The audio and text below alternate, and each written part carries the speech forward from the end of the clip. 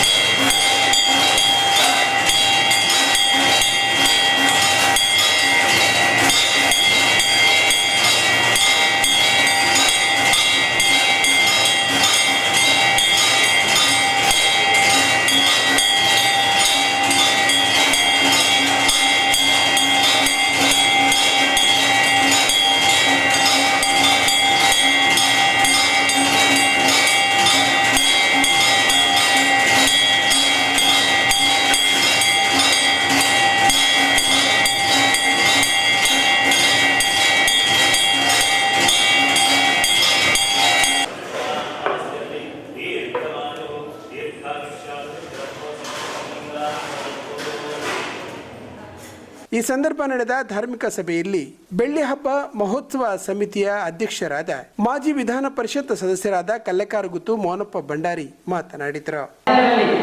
2047 ಮೋದಿ ಮಾಡಿದ್ದು ಜಗತ್ತಿನ ಶ್ರೇಷ್ಠವಾದ ರಾಷ್ಟ್ರ ಅವಾರ್ಡ್ ಪಡೆದು ಅಡ ಉಪನಿ ವರ್ಗ ಬಂದ್ಬಿಡು ಗೊತ್ತಿಲ್ಲ ಉಪನಿ ಜಾತಿ ಧರ್ಮದಲ್ಲಿ ಮಾಡ್ತೀವಿ ನಾನು ಮಾಡ್ತೀವಿ ಗೊತ್ತಿಲ್ಲ ಈಗ ನಾವು ಬೇರೆ 2047 ಅದು ಮುಸ್ಲಿಂ ರಾಷ್ಟ್ರ ಅವಾರ್ಡ್ ಮಾಡೋದಿಲ್ಲ ಸ್ವಾಮಿ. ಏನು ಜವಾಬ್ದಾರಿ ನಮ್ಮ ಜವಾಬ್ದಾರಿ ಅಪ್ಪ ಅವಾರ್ಡ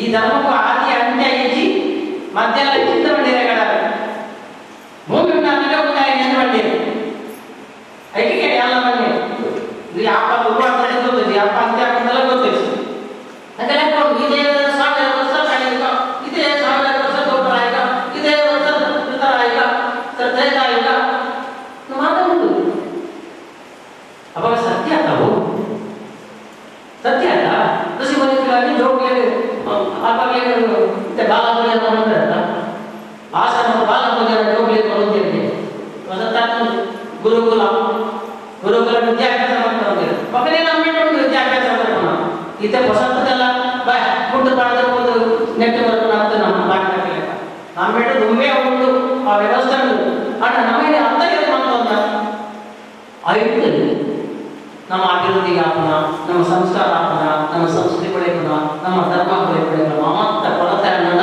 ಅದಕ್ಕೆ ನಮ್ಮ ಜವಾಬ್ದಾರಿ ಅಪ್ಪ ನಮ್ಮ ದುಂಬದ ಜೋಗಲ್ಪ ಎಂಗ್ಲಿಗೆ ಎಂಗಿಲ್ಲ ಅಪ್ಪೆ ಅಣ್ಣೆ ಅಜ್ಜಿ ಅಜ್ಜಿಯರಿ ಸರಿಯಾದ ಕಾನೂನಿನ ಪರಿಣಾಮ ಎಂಗ್ಲಿ ಸ್ಥಿತಿಗೆ ಬರಲೇಕಾಗ್ತ ಏನು ಕಾರಣಗಳೇನಪ್ಪ ನಮ್ಮ ಜನ ಈ ಬಗ್ಗೆ ನಾವು ಆಲೋಚನೆ ಮಾಡೋಣ. ಹೇಳಿದ್ರೆ ಮುಂಚಿನ ಪೂಜೆ ಪುರಸ್ಕಾರ ಜೋಗಿನಲ್ಲಿ ಕೆಲಸ ನೇಮ ಉತ್ಸವ ಆಮೇಲೆ ಹೋಗ್ಲಿಲ್ಲ ತುಂಬಾ ಕೆಲಸ ಶ್ರೀ ಮಹಾಲಕ್ಷ್ಮಿ ಸೇವಾ ಪ್ರತಿಷ್ಠಾನ, ಶ್ರೀ ಮಹಾಲಕ್ಷ್ಮಿ ಮಹಿಳಾ ಸೇವಾ ಸಮಿತಿ, ಶ್ರೀಧಾಮ ಮಿತ್ರವೃಂದ ಮತ್ತು ಶ್ರೀಧಾಮ ಸೇವಾ ಸಮಿತಿಯ ಪದಾಧಿಕಾರಿಗಳು ವೇದಿಕೆಯಲ್ಲಿದ್ದರು. ಮಾಣಿಲ ಶ್ರೀಗಳು ಈ ಸಂದರ್ಭ ಆಶೀರ್ವಚನವಿತ್ತರು. ತಮ್ಮ ಬದುಕಿನ ಉದ್ದಕ್ಕೂ ಹೇಳಿದಂತ ಬೇರೆ ನೋಡೋದಲ್ಲ, ಕೆಳಗೆ ನೋಡ್ತಾ ಇದ್ದಾರೆ.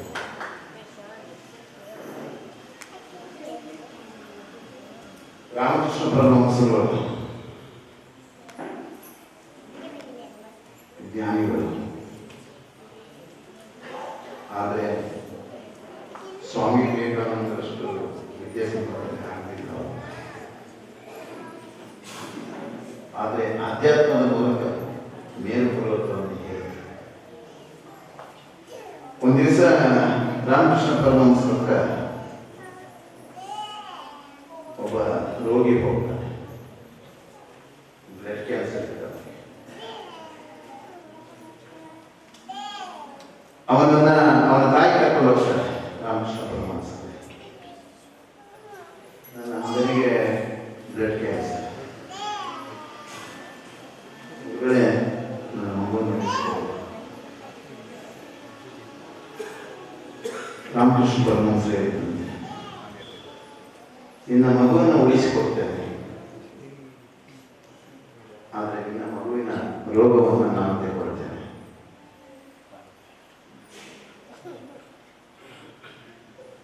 ಗುರುಗಳು ತನ್ನ ಜೀವಿತದ ಕೊನೆ ತನಕ ಆ ಕಾಯವನ್ನು ತಗೊಂಡಿದ್ರು. ಆ ಹುಡುಗ ಹುಷಾರಾದ. ಒಬ್ಬ ಸಂತನ ಬದುಕು ಸಮಾಜಕ್ಕೆ ಇರುವುದು ಈ ದೇಶದ ಸಂಸ್ಕೃತಿಯಲ್ಲಿ ಋಷಿ ಪರಂಪರೆಯನ್ನು ಅಷ್ಟು ಪ್ರಭಾವಿತವಾಗಿರುತ್ತದೆ. ಒಬ್ಬ ಸಂತನ ಜೀವನ ಎಲ್ಲರಿಗೂ ಒಳ್ಳೆಯದಾಗಬೇಕು, ಎಲ್ಲರೂ ಒಳ್ಳೆಯದಾಗಿ ಬಾಳಬೇಕು, ಎಲ್ಲರೂ ಆನಂದಿತರಾಗಬೇಕು. ಮೊನ್ನೆಯೊಬ್ಬರು ನನ್ನ ಪ್ರಶ್ನೆ, ಸ್ವಾಮೀಜಿ ನಿಮಗೆ ಏನು ನೋವು ಕಡೆ ನಾನು ಹೇಳಿಲ್ಲ, ನನಗೆ ನೋವಾಗ್ತಾ ಇದೆ. ನೋವು ಇರುವಂತ ಮನಸ್ಸುಗಳು ನೋವು ಇರತಕ್ಕಂಥ ಭಾವನೆಗಳು, ನೋವು ಇರತಕ್ಕಂಥ ಸನ್ನಿವೇಶಗಳು.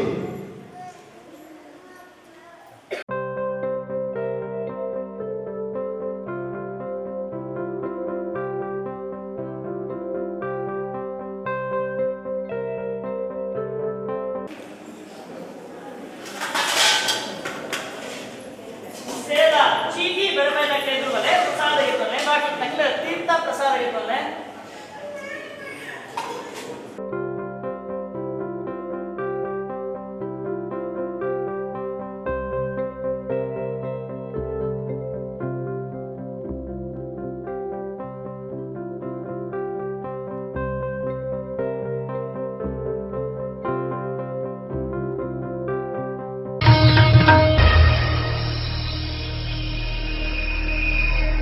ನಿರಂತರ ಸುರಿಯುತ್ತಿರುವ ಮಳೆಯಿಂದಾಗಿ ಉಳ್ಳಾಲದ ಮೇಲಂಗಡಿಯ ಮನೆಯೊಂದರ ಹಂಚಿನ ಚಾವಣಿ ಶುಕ್ರವಾರ ಬೆಳಗ್ಗೆ ಕುಸಿದು ಬಿದ್ದಿದ್ದು ಮನೆಯೊಳಗಿದ್ದ ಇಬ್ಬರು ಗಾಯಗೊಂಡಿದ್ದಾರೆ. ಉಳಿದವರು ಮನೆಯ ಹಾಲಿನ ಸೀಲಿಂಗ್ನಿಂದ ರಕ್ಷಣೆ ಪಡೆದು ಪ್ರಾಣಾಪಾಯದಿಂದ ಪಾರಾಗಿದ್ದಾರೆ.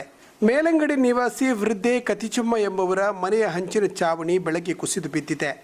ಘಟನೆಯಿಂದ ಕತಿಚಮ್ಮರ ಹಿರಿಯ ಮಗ ಖಲೀಲ್ ಮತ್ತು ಮೊಮ್ಮಗಳಾದ ಕತಿಜುತ್ತುಲ್ ಕುಬ್ರಾ ಗಾಯಗೊಂಡಿದ್ದು ಖಾಸಗಿ ಆಸ್ಪತ್ರೆಯಲ್ಲಿ ಚಿಕಿತ್ಸೆ ಪಡೆಯುತ್ತಿದ್ದಾರೆ. ಘಟನೆಯ ವೇಳೆ ಕತಿಜಮ್ಮ ಮತ್ತು ಕಿರಿಯ ಮಗ ನಗರಸಭೆಯ ಮಾಜಿ ಉದ್ಯೋಗಿ ಅಬ್ಬಾಸ್ ಅವರು ಮನೆಯ ಹಾಲಿನಲ್ಲಿದ್ದು ಚಾವಣಿಯ ಕೆಳಗಿನ ಪ್ಲೈವುಡ್ ಸೀಲಿಂಗ್ನಿಂದಾಗಿ ಪ್ರಾಣಾಪಾಯದಿಂದ ಪಾರಾದರು. ಕತಿಜಮ್ಮರ ಇಬ್ಬರು ಸೊಸೆಯಂದಿರು ಉಡುಪಿಗೆ ತೆರಳಿದ್ದರು. ರಾತ್ರಿ ವೇಳೆ ಘಟನೆ ಸಂಭವಿಸುತ್ತಿದ್ದರೆ ಮನೆಯಲ್ಲಿ ಮಾರಣ ಹೋಮವೇ ನಡೆಯುತ್ತಿತ್ತೆಂದು ಕತಿಜಮ್ಮರ ಮಗ ಅಬ್ಬಾಸ್ ಮಾಧ್ಯಮಕ್ಕೆ ಹೇಳುತ್ತಾರೆ. ಇವತ್ತು 9 ಗಂಟೆಗೆ ಕತಿಜಮ್ಮ ಎಂಬವರ ಹಂಚಿನ ಮನೆಯು ಕುಸಿದು ಬಿದ್ದಿದೆ. ಇದಕ್ಕೆ ಮೂಲ ಕಾರಣ ಉಳ್ಳಾಲ ನಗರಸಭೆಯ ಅಧಿಕಾರಿಗಳು. ಯಾಕೆಂದರೆ ದಿನಾಂಕ 16/7/2024 ನಮ್ಮ ಕೌನ್ಸಿಲರ್ ಕಮರುನ್ನಿಸಾ ನಿಜಾಮತ್ ಅವರ ಲೆಟರ್ನಲ್ಲಿ ಲಿಖಿತವಾಗಿ ಈ ಮನೆ ಹಂಚಿನ ಮನೆ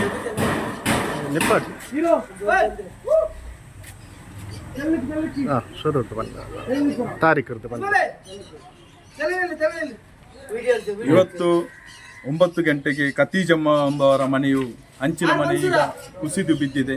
ಇದಕ್ಕೆ ಮೂಲ ಕಾರಣ ಉಳ್ಳಾಲ ನಗರಸಭೆಯ ಅಧಿಕಾರಿಗಳು. ಏಕೆಂದರೆ ನಾವು ದಿನಾಂಕ 16/7/2024 ಉಳ್ಳಾಲ ನಗರಸಭೆಗೆ ಲಿಖಿತ ಮುಖಾಂತರ ಮನವಿಯನ್ನು ನೀಡಿದ್ದೇವೆ. ನಮ್ಮ ವಾರ್ಡಿನ ಕತಿಜಮ್ಮ ಅವರ ಮನೆಯು ಒಂದು ಕುಸಿದು ಬೀಳುವ ಹಂತದಲ್ಲಿದೆ. ಕೂಡಲೇ ಅವರಿಗೆ ಪುನರ್ವಸತಿ ಕಲ್ಪಿಸಬೇಕು, ಹಾಗೆ ಈ ಮನೆಯನ್ನು ದುರಸ್ತಿ ಮಾಡಬೇಕು ಅಂತ ಉಳ್ಳಾಲ ನಗರಸಭೆಯ ಪೌರಾಯುಕ್ತರಿಗೆ ನೀಡಿದ್ದೇವೆ. ಪೌರಾಯುಕ್ತರು ಇದರ ಕುರಿತು ಬೇಜವಾಬ್ದಾರಿಯಿಂದ ಇವತ್ತು ದೊಡ್ಡ ಒಂದು ಅನಾಹುತ ಆಗಿದೆ. ಇಲ್ಲಿ ಉಳ್ಳಾಲ ನಗರಸಭೆಯಲ್ಲಿ ಒಂದು ಪೌರಾಯುಕ್ತರು ಕೂಡ ಪರ್ಮನೆಂಟ್ ಆಗಿದ್ದ ಒಂದು ಪೌರಾಯುಕ್ತರು ಕೂಡ ಇಲ್ಲ. ಅವರಿಗೆ ಮಹಾನಗರ ಪಾಲಿಕೆಯಲ್ಲಿ ಮತ್ತು ಉಳ್ಳಾಲದಲ್ಲಿ ಜಂಟಿಯಾಗಿ ಏನು ಅವರು ಡ್ಯೂಟಿ ಮಾಡ್ತಾ ಇದ್ದಾರೆ. ಆದುದರಿಂದ ಇಲ್ಲಿಗೆ ಪರ್ಮನೆಂಟ್ ಆದ ಒಂದು ಪೌರಾಯುಕ್ತರನ್ನು ನೇಮಿಸಬೇಕು. ಮತ್ತು ಈ ಒಂದು ಕತಿಜಮ್ಮನವರ ಮನೆ ಏನು ಒಂದು ಇವತ್ತು ಈ ಅನಾಹುತಕ್ಕೆ ಆಗಿದೆ, ಇದಕ್ಕೆ ನೇರ ಹೊಣೆ ಉಳ್ಳಾಲ ನಗರಸಭೆಯ ಅಧಿಕಾರಿಗಳು ಹೊಣೆ ಹೊತ್ತಬೇಕು. ಈಗಾಗಲೇ ಇಬ್ಬರಿಗೆ ಗಾಯವಾಗಿದೆ. ಒಂದು ಸಣ್ಣ ಹುಡುಗಿಗೆ ಮತ್ತೊಬ್ಬ ಖಲೀಲ್ಗೆ ಒಬ್ಬನಿಗೆ. ಖಲೀಲ್ ಈಗಾಗಲೇ ಉಳ್ಳಾಲ ಸಾರಾ ಹಾಸ್ಪಿಟಲಲ್ಲಿ ಅಡ್ಮಿಷನ್ ಆಗಿದ್ದಾರೆ. ಇವರಿಗೆ ಪುನರ್ವಸತಿಗೆ ಸರ್ಕಾರದ ವತಿಯಿಂದ ಸೂಕ್ತವಾದ ಪರಿಹಾರವನ್ನು ನೀಡಬೇಕು. ಹಾಗೆ ಇದಕ್ಕೆ ಗಾಯಾಳುಗಳಿಗೆ ಕೂಡ ಸೂಕ್ತವಾದ ಒಂದು ಪರಿಹಾರವನ್ನು ಒದಗಿಸಬೇಕು ಅಂತ ಈ ಮೂಲಕ ವಿನಂತಿಸುತ್ತಾ ಇದ್ದೇನೆ. ಪುನರ್ವಸತಿ ಕೇಂದ್ರ ಇಲ್ವಾ ಇಲ್ಲಿ ಪುನರ್ವಸತಿ ಕೇಂದ್ರ ಅಂತ ಇಲ್ಲ. ಈಗ ತುರ್ತು ಸಂದರ್ಭದಲ್ಲಿ ಮಳೆಗಾಲದಲ್ಲಿ ಇಷ್ಟು ಒಂದು ರಭಸವಾಗಿ ಮಳೆಗಳು ಬೀಳ್ತಾ ಇದೆ. ಇದಕ್ಕೆ ತುರ್ತಾಗಿ ಒಂದು ಪುನರ್ವಸತಿ ಒಂದು ಕೇಂದ್ರವಾಗಲಿ, ಇದಕ್ಕೆ ಏನಾದರೂ ತುರ್ತು ಸಂದರ್ಭದಲ್ಲಿ ನಾವು ಏನು ನಗರಸಭೆ ವತಿಯಿಂದ ಮಾಡಬೇಕು ಅದು ಯಾವುದು ಕೂಡ ಇಲ್ಲಿ ಆಗ್ತಾ ಇಲ್ಲ. ಘಟನೆ ನಡೆದು ಗಂಟೆಗಳು ಕಳೆದರೂ ಉಳ್ಳಾಲ ನಗರಸಭೆಯ ಯಾರೊಬ್ಬ ಅಧಿಕಾರಿಗಳು ಕೂಡ ಘಟನಾ ಸ್ಥಳವನ್ನು ಇಣುಕಿ ನೋಡಿಲ್ಲ ಎಂದು ಅವರು ಆರೋಪಿಸುತ್ತಾರೆ. ಮೇಲಂಗಡಿಯ ಕತಿಜಮ್ ಅವರದ್ದು ತೀರಾ ಬಡ ಕುಟುಂಬವಾಗಿದ್ದು ಕಿರಿಯ ಮಗ ಅಬ್ಬಾಸ್ ಅವರು ಅಂಗವಿಕಲರಾಗಿದ್ದಾರೆ. ಅವರ ಮನೆಯ ಗೋಡೆ ಮತ್ತು ಮೇಲ್ಛಾವಣಿ ಶಿಥಿಲಾವಸ್ಥೆಯಲ್ಲಿದ್ದು ಕೂಡಲೇ ಅವರನ್ನ ಸುರಕ್ಷಿತ ಸ್ಥಳಕ್ಕೆ ಸ್ಥಳಾಂತರಿಸಿ ನಗರಸಭೆಯ ವತಿಯಿಂದ ಮನೆಯನ್ನು ದುರಸ್ತಿಪಡಿಸಬೇಕೆಂದು ಸ್ಥಳೀಯ ನಗರಸಭಾ ಸದಸ್ಯೆ ಕಮರುನ್ನಿಸಾ ನಿಜಾಮ್ ಎಂಬುವರು ನಗರಸಭೆಯ ಪೌರಾಯುಕ್ತರಿಗೆ ತಿಳಿಸಿದ್ದರು. 300 ಗ್ರಾಮದ ಮದನಿನಗರ ಎಂಬಲ್ಲಿನ ಘಟನೆಯಿಂದಲೂ ಎಚ್ಚೆತ್ತುಕೊಳ್ಳದ ಅಧಿಕಾರಿಗಳು ಮನವಿಯನ್ನೇ ಡೋಂಟ್ ಕೇರ್ ಮಾಡಿ ಸುಮ್ಮನಿದ್ದ ಪರಿಣಾಮ ಇಂದು ದುರಂತ ಸಂಭವಿಸಿದೆ ಎನ್ನಲಾಗಿದೆ. ಖದೀಜಮ್ಮರ ಮನೆ ಶಿಥಿಲಗೊಂಡಿರುವ ಬಗ್ಗೆ ಖುದ್ದಾಗಿ ಲಿಖಿತ ಮನವಿ ಕೊಟ್ಟರೂ ನಗರಸಭೆ ಪೌರಾಯುಕ್ತೆ ವಾಣಿ ಮತ್ತು ಅಧಿಕಾರಿಗಳು ನಿರ್ಲಕ್ಷ್ಯ ವಹಿಸಿದ್ದಾರೆ ಎಂದು ಕೌನ್ಸಿಲರ್ ಕಮರುನ್ನಿಸಾ ಆಕ್ರೋಶ ವ್ಯಕ್ತಪಡಿಸಿದ್ದಾರೆ. ಮನೆಯವರ ವಿಷಯದಲ್ಲಿ ನಾವು ಮನವಿ ನಗರಸಭೆಗೆ ಕೊಟ್ಟಿದ್ದೇವೆ. ಅವರು ಬಂದು ದಿನಾಂಕ 16/7/2024 ಕೊಟ್ಟಿದ್ದೇವೆ. ಅವರು ಯಾವುದೇ ರೆಸ್ಪಾನ್ಸ್ ಮಾಡಲಿಲ್ಲ. ಈಗ ಅವರ ಮನೆ ಕುಸಿದು ಬಿದ್ದಿದೆ, ಅವರಿಗೆ ಏಟಾಗಿದೆ, ಹಾಸ್ಪಿಟಲ್ ಇಲ್ಲಿದ್ದಾರೆ. ಇವಾಗ ಕೂಡ ಅವರು ಬರಲಿಲ್ಲ ನಗರಸಭೆಯಿಂದ. ವಾಣಿಯವರು, ನಮ್ಮ ಕಮಿಷನರ್ ವಾಣಿಯವರು ಇವಾಗ ಕೂಡ ಬರಲಿಲ್ಲ. ಇದಕ್ಕೆ ಹೊಣೆ ಯಾರು? ಇಲ್ಲಿಯ ಅಧಿಕಾರಿಗಳು, ಉಳ್ಳಾಲ ನಗರಸಭೆಯ ಅಧಿಕಾರಿಗಳ ಬೇಜವಾಬ್ದಾರಿಯೇ ಇದಕ್ಕೆ ಮುಖ್ಯ ಕಾರಣ. ಮತ್ತು ಅವರಿಗೆ ನಮ್ಮ ಪೌರಾಯುಕ್ತರಿಗೆ ನಾನು ಕೇಳುವುದೇನೆಂದರೆ, ಈ ವಿಷಯದಲ್ಲಿ ಈ ಮನವಿಯನ್ನು ಕೊಟ್ಟು ನಾನು ಶಾಸಕರಿಗೆ ಮತ್ತು ನಮ್ಮ ಜಿಲ್ಲಾಧಿಕಾರಿಯವರ ಗಮನಕ್ಕೆ ಕೊಡಬೇಕು ಅಂತ ಹೇಳಿದ್ದೇನೆ. ಅದು ಕೂಡ ಇಲ್ಲಿ ಆಗಲಿಲ್ಲ. ಇಲ್ಲಿ ತನಕ ಇವರಿಗೆ ಯಾವುದೇ ಪರಿಹಾರ ಕೂಡ ಸಿಗಲಿಲ್ಲ. ಇವತ್ತಿಗೆ ಎಷ್ಟು ದಿವಸ ಆಯಿತು? ಈ ಮೊದಲು ಬಂದಿದ್ದಾರೆ ಅವರು ಸ್ಥಳ ನೋಡಲಿಕ್ಕೆ, ಇನ್ಫೆಕ್ಷನ್ ಮಾಡಲಿಕ್ಕೆ ಬಂದಿದ್ರ? ಇನ್ಫೆಕ್ಷನ್ ಮಾಡಲಿಕ್ಕೆ ಅವ್ರು ಬರಲಿಲ್ಲ. ಇಲ್ಲಿ ಇವಾಗಲೂ ಕೂಡ ಅವರು ಹಾಸ್ಪಿಟಲ್ ಇಲ್ಲಿದ್ದಾರೆ. ಖದೀಜಮ್ಮನವರು ತೊಂದರೆ ಅವು ಅಂತ. ನಿಮ್ಮ ಹೆಸರು ಹೇಳಿ. ನಿಮ್ಮ ಹೆಸರು? ಕಮರುನ್ನಿಸಾ. ಖದೀಜಮ್ಮನ ಕುಟುಂಬಕ್ಕೆ ಬದಲಿ ಮನೆಯ ವ್ಯವಸ್ಥೆಯನ್ನು ಮಾಡಬೇಕು. ಗಾಯಾಳುಗಳ ವೈದ್ಯಕೀಯ ಖರ್ಚು ಮತ್ತು ಅವರ ಮನೆಯ ದುರಸ್ತಿ ಕಾರ್ಯವನ್ನು ನಗರಸಭೆ ಶೀಘ್ರವೇ ನಡೆಸಿಕೊಡಬೇಕೆಂದು ಕೌನ್ಸಿಲರ್ ಒತ್ತಾಯಿಸಿದ್ದಾರೆ.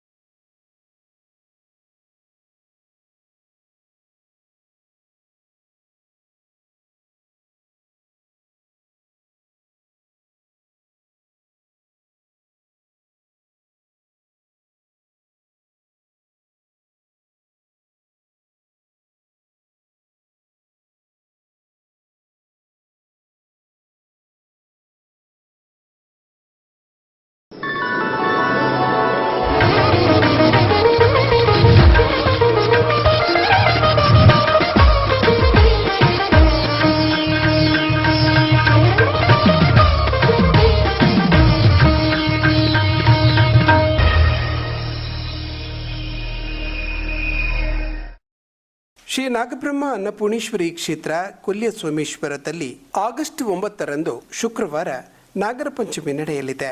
ಪ್ರತಿ ವರ್ಷವೂ ಕೂಡ ಭಕ್ತಾದಿಗಳು ಇಲ್ಲಿ ಸೇವೆಗಳನ್ನು ಸಮರ್ಪಿಸುತ್ತಾರೆ. ಮಧ್ಯಾಹ್ನ ಮಹಾಪೂಜೆ ನೆರವೇರುತ್ತದೆ. ಬೆಳಿಗ್ಗೆ 10ರಿಂದ 12:30 ತನಕ ವಿಶೇಷ ನಾಗತಂಬಿಲ ಸೇವೆ ನಡೆದು ಮಧ್ಯಾಹ್ನ ಮಹಾಪೂಜೆ ಅನ್ನ ಸಂತರ್ಪಣೆ ನೆರವೇರುತ್ತದೆ. ಸಂಜೆ ಗಂಟೆ 5ಕ್ಕೆ ಸಾಂಸ್ಕೃತಿಕ ಕಾರ್ಯಕ್ರಮದ ಅಂಗವಾಗಿ ಆರ್ಯಭಟ ಪ್ರಶಸ್ತಿ ಪುರಸ್ಕೃತ ಕಲಾಸಾರಥಿ ತೋನ್ಸೆ ಪುಷ್ಕಳಕುಮಾರ್ ಅವರಿಂದ ವಾಸುಕಿ ಸುಬ್ರಹ್ಮಣ್ಯ ಎಂಬ ಕಥಾ ಕೀರ್ತನೆ ನಡೆಯಲಿದೆ. ಸಂಜೆ 6:30ಕ್ಕೆ ವಿಶೇಷ ಪೂಜೆ ನಡೆಯಲಿದ್ದು ಭಕ್ತಾದಿಗಳು ಹೆಚ್ಚಿನ ಸಂಖ್ಯೆಯಲ್ಲಿ ಭಾಗವಹಿಸಿ ಶ್ರೀ ನಾಗದೇವರ ಕೃಪೆಗೆ ಪಾತ್ರರಾಗಬೇಕಾಗಿ ಕ್ಷೇತ್ರದ ಧರ್ಮದರ್ಶಿಗಳಾದ ಭಾಸ್ಕರ ಐತಾಳ್ ವಿನಂತಿಸಿದ್ದಾರೆ.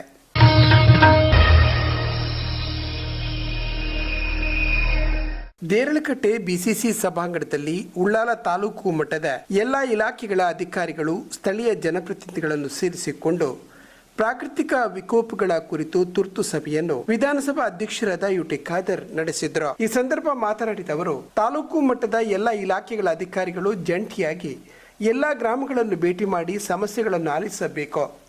ಸ್ಥಳೀಯ ಜನಪ್ರತಿನಿಧಿಗಳ ಜೊತೆಗೆ ಅಧಿಕಾರಿಗಳಿಗಿರುವ ಸಮನ್ವಯದ ಕೊರತೆಗಳನ್ನು ಬಗೆಹರಿಸಬೇಕು ಎಂದರು. ಹೈಟೆನ್ಷನ್ ತಂತಿ, ಆರ್ಡಿಪಿಆರ್ ಪೈಪ್ಲೈನ್, ಪೊಲೀಸ್ ವ್ಯವಸ್ಥೆಗಳಲ್ಲಿ ಪ್ರಸ್ತುತ ಸಂದರ್ಭ ತೊಂದರೆಗಳಾಗುತ್ತಿದ್ದು, ಈ ನಿಟ್ಟಿನಲ್ಲಿ ತಾಲೂಕು ಮಟ್ಟದ ವಿವಿಧ ಇಲಾಖೆಗಳಾದ ಅರಣ್ಯ, ಮೆಸ್ಕಾಂ, ಆರ್ಡಿಪಿಆರ್, PWD ಅಧಿಕಾರಿಗಳು ಜೊತೆಯಾಗಿ ಎಲ್ಲ ಗ್ರಾಮಕ್ಕೆ ಭೇಟಿ ನೀಡಿ ಅಲ್ಲಿ ಸಮನ್ವಯದ ಕೊರತೆಗಳನ್ನು ಬಗೆಹರಿಸಿಕೊಂಡು ಹೋಗಬೇಕೆಂದು ಖಾದರ್ ನಿರ್ದೇಶನ ನೀಡಿದರು. ತೊಕ್ಕೋಟು ಬೃಹತ್ ಧ್ವಜಸ್ತಂಭದ ಅಡಿಯಲ್ಲಿ ತಾಲೂಕು ರಚನೆಯಾದ 2ನೇ ವರ್ಷದ ಸ್ವಾತಂತ್ರ್ಯ ದಿನವನ್ನು ಅದ್ದೂರಿಯಾಗಿ ನಡೆಸಲು ತೀರ್ಮಾನಿಸಲಾಗಿದೆ. ಎಲ್ಲ ಇಲಾಖೆಗಳು ಸೇರಿಕೊಂಡು ಪ್ರಮುಖವಾಗಿ ಶಿಕ್ಷಣ ಇಲಾಖೆಯ ಸಹಯೋಗದೊಂದಿಗೆ ಕಾರ್ಯಕ್ರಮ ನಡೆಸಲು ಉದ್ದೇಶಿಸಲಾಗಿದೆ. ತಹಶೀಲ್ದಾರ್ ನೇತೃತ್ವದಲ್ಲಿ ಉತ್ಸವ ಸಮಿತಿಯನ್ನು ರಚಿಸಲಾಗಿದೆ ಎಂದವರು ಈ ಸಂದರ್ಭ ತಿಳಿಸಿದರು. ಮತ್ತೆ ಕೆಲವೊಂದು ಕಂಪನಿ ಇದೆ ಏನಂತ ಹೇಳಿದ್ರೆ ನೀವು ಇದು ಹೌದು ಮತ್ತೆ ಅಲ್ಲಿ ಡೇಂಜರ್ ಇದ್ರೆ ಪ್ರತಿಯೊಂದಕ್ಕೆ ನಾವು ಹೇಳ್ಬೇಕಂತಿಲ್ಲ. ಅಲ್ಲೆಲ್ಲ ನನಗೆ ನಾಳೆ ಯಾವುದೇ ಕಂಪ್ಲೇಂಟ್ ಬರಬಾರ್ದು. ನಾವು ಫಾಸ್ಟ್ ಅದಕ್ಕೆ ಅವರು ಏನಾದರೂ ಗ್ರೌಂಡ್ ಕ್ಲಿಯರ್ ಮಾಡಿ ಗ್ರಾಮ ಪಂಚಾಯತ್ ಅವರ ಮನೆಯಲ್ಲಿರುವಂತ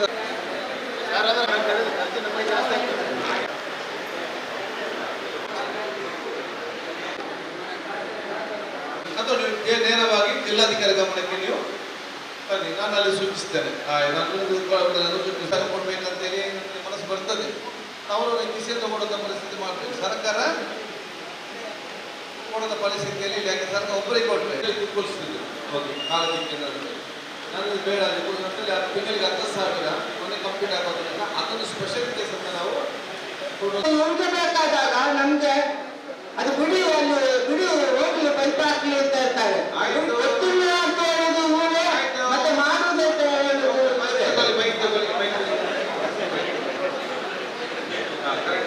ಕಡಿಮೆ ಮಾಡಬೇಡಿ. ಈಗ ಆಯ್ತಾ ಹೇಳಿದ್ರಲ್ಲ ಮತ್ತೆ ಚರ್ಚೆ ಎಲ್ಲ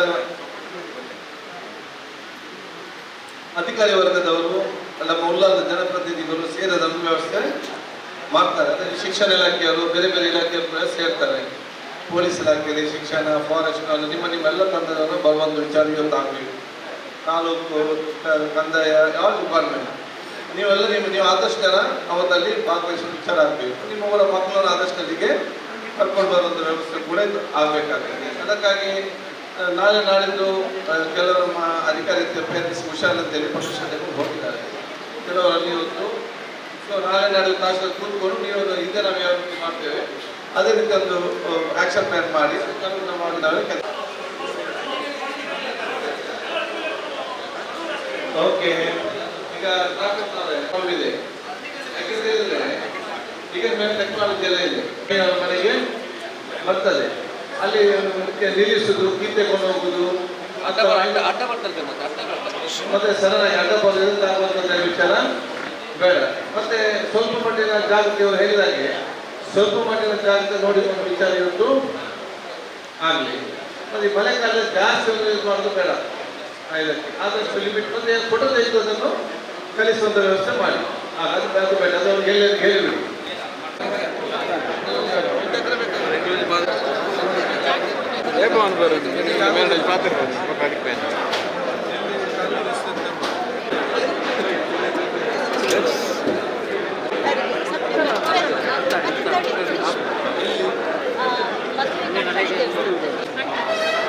ಮೊಬೈಲ್ ಕೊಂಡು ಬೇರೆ ಮಾರೆ ಒರಿಜಿನಲ್ ಫೋಟೋ ತೆಪ್ಪರೆ ಬಂಡೆ ಮಾರೆ ಏರ್ಲದೆ ತುಂದಿದ್ದೀರ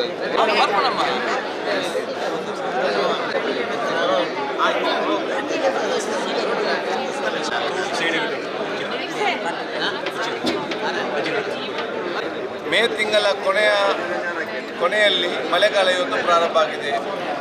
ಮಳೆಗಾಲ ಪ್ರಾರಂಭದ ಸಂದರ್ಭದಲ್ಲಿ ನಮ್ಮ ಕ್ಷೇತ್ರ ವ್ಯಾಪ್ತಿಯ ಪ್ರಕೃತಿ ವಿಕೋಪ ಸಂಬಂಧಪಟ್ಟ ಹಾಗೆ ಒಂದು ಮೀಟಿಂಗನ್ನು ಕರೆದು ಅಧಿಕಾರಿಗಳು ಸ್ಥಳೀಯ ಮಟ್ಟದ ಜನಪ್ರತಿನಿಧಿಗಳು ಸ್ಥಳೀಯ ಮುಖಂಡರು ಸೇರಿಸಿಕೊಂಡು ಯಾವ ರೀತಿ ಪ್ರಕೃತಿ ವಿಕೋಪ ಆದಾಗ ನಾವು ಜಂಟಿಯಾಗಿ ಕೆಲಸ ಮಾಡಬೇಕಂತೇಳಿ ಒಂದು ಮೀಟಿಂಗ್ ಎಲ್ಲ ಮಾಡಿದ್ದೆವು.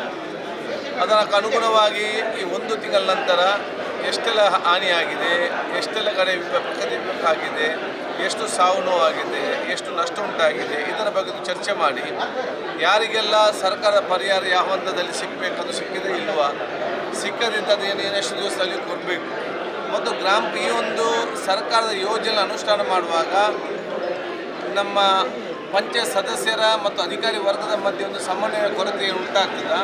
ಅದನ್ನು ಬಗೆಹರಿಸಿ ಪುನಃ ವಿಮರ್ಶಿಸಲು ಮತ್ತು ಮುಂದಿನ 1 ತಿಂಗಳವರೆಗೆ ನಾವು ಹೇಗೆ ಇರಬೇಕಂತೇಳಿ ಚರ್ಚೆ ಮಾಡಲು ನಾವು ಈ ಒಂದು ತುರ್ತು ಸಭೆಯನ್ನು ನಾವು ಇವತ್ತು ಕರೆದಿದ್ದೇವೆ. ಆದ ಕಾರಣ ಇವತ್ತು ಏನಾದರೂ ಯಾರಿಗಾದರೂ ಒಂದು ಮನೆಗೆ ಡ್ಯಾಮೇಜ್ ಆಗಬಾರ್ದು, ಅದು ಪ್ರಕೃತಿ ನಮ್ಮ ಕೈಯಲ್ಲಿಲ್ಲ.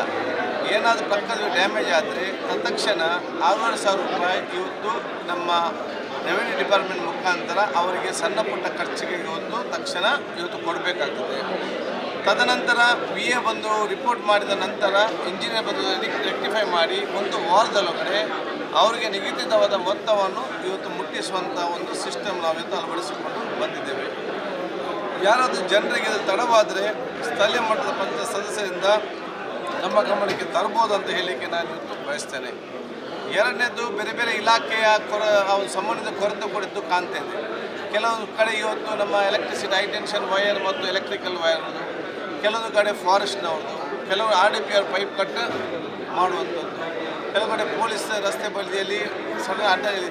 ಆದ ಕಾರಣ ಒಂದು ತಾಲೂಕು ಮಟ್ಟದ ವಿವಿಧ ಇಲಾಖೆ ಅಧಿಕಾರಿಗಳ, ಅದು ನಮ್ಮ ಫಾರೆಸ್ಟ್ ಇರಲಿ, ರೆವಿನ್ಯೂ ಇರಲಿ, ಫುಡ್ ಇರಲಿ, ನಮ್ಮ RDPR ಇರಲಿ, PWD ಇರಲಿ ಮತ್ತು ನಮ್ಮ ಮೆಸ್ಕಾಮ್ ಇರಲಿ, ಇವರೆಲ್ಲ ಅಧಿಕಾರಿಗಳು ಜಂಟಿಯಾಗಿ ಜೊತೆಯಲ್ಲಿ ಎಲ್ಲ ಗ್ರಾಮಕ್ಕೆ ಭೇಟಿ ಕೊಟ್ಟು ಅಲ್ಲಿ ಚರ್ಚೆ ಮಾಡಿ ಅಲ್ಲಿರುವಂಥ ಸಂವಹನ ಕೊರತೆ ಇರೋದನ್ನು ಬಗೆಹರಿಸಿಕೊಂಡು ಹೋಗಬೇಕನ್ನಾಗಿ ಸೂಚಿಸಿದ್ದೇವೆ. ಬಹುತೇಕ ನಮ್ಮ ಗ್ರಾಮ ಪಂಚಾಯತ್ನ ಅಧ್ಯಕ್ಷ ಸದಸ್ಯರ ಬೇಡಿಕೆ ಇದ್ದೇನೆ ಹೇಳಿದರೆ, ಸಡನ್ನಾಗಿ ಏನು ಹೆಚ್ಚು ಕಮ್ಮಿ ಆದರೆ ಪಂಚಾಯತ್ ಹತ್ರ ಯಾವುದೇ ಅನುದಾನ ಇಲ್ಲ, ಅವರ ಸ್ವಂತ ನಿಧಿಯಿಂದ ಕೊಡಬೇಕು. ಕೆಲವರಲ್ಲಿ ಇರ್ತದೆ, ಕೆಲವು ದುಡ್ಡು ಇರುವುದಿಲ್ಲ. ಅದಕ್ಕಾಗಿ ಸರ್ಕಾರ ಜಿಲ್ಲಾಧಿಕಾರಿ ಮುಖಾಂತರವೇ CO ಮುಖಾಂತರ ಒಂದು ಪಂಚಾಯತ್ಗೆ ಕನಿಷ್ಠ ಇಷ್ಟು ಕಂಟಿಂಜೆಂಟ್ ಅಮೌಂಟ್ ಅಂತ ಬಿಡುಗಡೆ ಮಾಡಿದರೆ ತತ್ಕ್ಷಣ ಜನರಿಗೆ ಸ್ಪಂದಿಸಲು ಸುಲಭವಾಗ್ತದೆ ಮಾಹಿತಿಯನ್ನು ಕೊಟ್ಟಿರ್ತಾರೆ. ಇದನ್ನೆಲ್ಲ ಕ್ರೋಢೀಕರಿಸಿಕೊಂಡು ಯಾವ ಕೆಲಸ ಅವರ ಹಂತದಲ್ಲಿ ಕೆಲಸ ಮಾಡಬೇಕನ್ನು ಮಾಡಿಸ್ತೇವೆ. ಅವರ ಬೇಡಿಕೆಗಳು ಏನಿದೆ ಅದನ್ನು ಜನರಿಗೆ ನಾವು ತಿಳಿಸ್ತೇವೆ. ಅದಕ್ಕೆ ನಾನು ಅಧಿಕಾರಿ ಕೂಡ ಹೇಳಿದ್ದೇನೆ, ಅಧಿಕಾರಿಗಳ ಮತ್ತು ಜನಪ್ರತಿನಿಧಿಗಳು 1 ತಿಂಗಳು ಸಕ್ರಿಯವಾಗಿದ್ದುಕೊಂಡು ತೊಂದರೆಗಳು ಪಟ್ಟಂಥ ಜನಸಾಮಾನ್ಯರ ಜೊತೆಯಲ್ಲಿ ನಾವೆಲ್ಲ ನಿಲ್ಲಬೇಕು. ಇದಕ್ಕೆ ನಮ್ಮ ಸಂಘ ಸಂಸ್ಥೆಯಲ್ಲೂ ಕೂಡ ನಮ್ಮ ಸಹಕಾರವನ್ನು ಕೊಡಬೇಕಂತ ಹೇಳಲಿಕ್ಕೆ ಬಯಸ್ತೇನೆ. ಅದಕ್ಕಾಗಿ ನಾವು ಈ ತುರ್ತು ಸಭೆ ನಾವು ಕರೆದಿದ್ದೇವೆ. ಎರಡನೇದಾಗಿ ಉಳ್ಳಾಲ ತಾಲೂಕಾದ ನಂತರ ಹತ್ತೂರಿಯಿಂದ ನಮ್ಮ ಸ್ವಾತಂತ್ರ್ಯ ದಿನಾಚರಣೆ ಹಮ್ಮಿಕೊಂಡಿದ್ದೇವೆ. ಈ ಸಲ ಕೂಡ ಅದನ್ನು ಯಾವ ರೀತಿ ಹಮ್ಮಿಕೊಳ್ಬೇಕಂತೇಳಿ ತಹಶೀಲ್ದಾರ್ ನೇತೃತ್ವದಲ್ಲಿ ಸಮಿತಿಯನ್ನು ಮಾಡಿ ಮುಂದಿನ ದಿನಗಳಲ್ಲಿ ಆ ಎಲ್ಲ ಯೋಜನೆ ಮತ್ತು ಆ ಪ್ರೋಗ್ರಾಮನ್ನು ಅವರು ಇವತ್ತು ವರ್ಷ ರೂಪುರೇಷೆ ತಯಾರು ಮಾಡ್ತಾರೆ. ಅಂತಾರಾಷ್ಟ್ರೀಯ ಮಟ್ಟದ ಸ್ಪೀಕರ್ಸ್ ಕಾನ್ಫರೆನ್ಸ್ ಇವತ್ತು ಅಮೆರಿಕದಲ್ಲಿರುವ ಕಾರಣ ನಿಗದಿದಂತೆ 2ನೇ ತಾರೀಕಿಗೆ ಹೋಗಿ 10ನೇ ತಾರೀಕಿಗೆ ನಾವು ಬರಲಿಕ್ಕೆ ಆ ಒಂದು ಯೋಜನೆ ಇದೆ. ಆದರೆ ನಾನು ಅದರಲ್ಲಿ ಭಾಗವಹಿಸ್ತೇನೆ ಇಲ್ಲೋ ಅಂತೇಳಿ ಬಹುಶಃ ನಾನು ನಾಳೆ ಬಹುಶಃ ಸ್ಪಷ್ಟ ನಾನು ಪಡಿಸ್ತೇನೆ. ಯಾಕಂತೇಳಿ ನಾನು ಇನ್ನೂ ಕೂಡ ಅದು ಭಾಗವಹಿಸಬೇಕಾ ಬೇಡ ಅಂತ ತೀರ್ಮಾನ ಆಗಲಿಲ್ಲ. ಹೋಗುವ ವ್ಯವಸ್ಥೆ ಎಲ್ಲ ನಮಗೆ ಸರ್ಕಾರದ ಮುಖಾಂತರ ಇವತ್ತೆಲ್ಲ ಕೂಡ ಆಗಿದೆ. ಬಹುಶಃ ನಮ್ಮ ವಿಧಾನ ಪರಿಷತ್ನ ಅಧ್ಯಕ್ಷರು, ನಮ್ಮ ಉಪ ಸಭಾಪತಿ.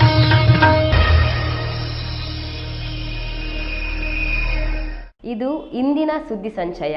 ಇನ್ನಷ್ಟು ಸಾಮಾಜಿಕ, ಶೈಕ್ಷಣಿಕ, ಕುತೂಹಲಕಾರಿ ವಾರ್ತೆಯೊಡನೆ ಭೇಟಿಯಾಗುತ್ತೇನೆ. ಅಲ್ಲಿವರೆಗೆ ವಂದನೆಗಳು. ನಾನು ಆಶಾ ದಿಲೀಪ್ ಸುಳ್ಯಮೆ.